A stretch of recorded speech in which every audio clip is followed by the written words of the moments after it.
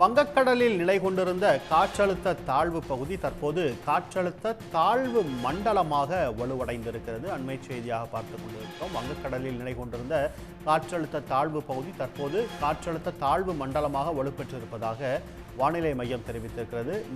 ஆழ்ந்த காற்றழுத்த தாழ்வு பகுதி தாழ்வு மண்டலமாக வலுப்பெற்றிருக்கிறது.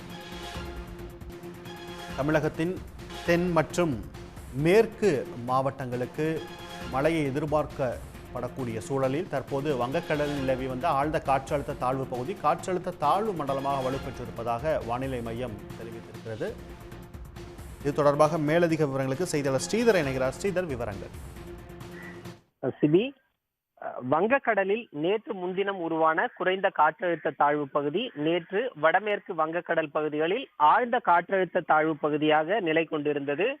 நேற்று வடமேற்கு வங்கக்கடல் பகுதிகளில் ஒடிசா கடற்கரை பகுதிகளில் நிலவிய ஆழ்ந்த காற்றழுத்த தாழ்வு பகுதி இன்று அதிகாலை காற்றழுத்த தாழ்வு மண்டலமாக வலுப்பெற்று வடமேற்கு வங்கக்கடலில் மேற்கு வங்கம் மற்றும் அதனை ஒட்டிய வங்கதேச கடற்கரை பகுதிகளில் தற்போது காற்றழுத்த தாழ்வு மண்டலமாக மையம் கொண்டிருக்கிறது.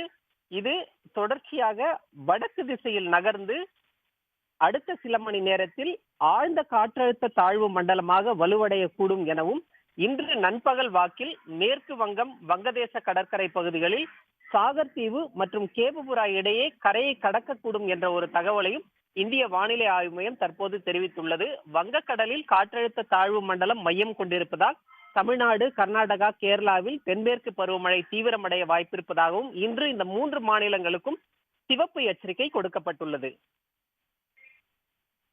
விவரங்களுக்கு நன்றி ஸ்ரீதர்.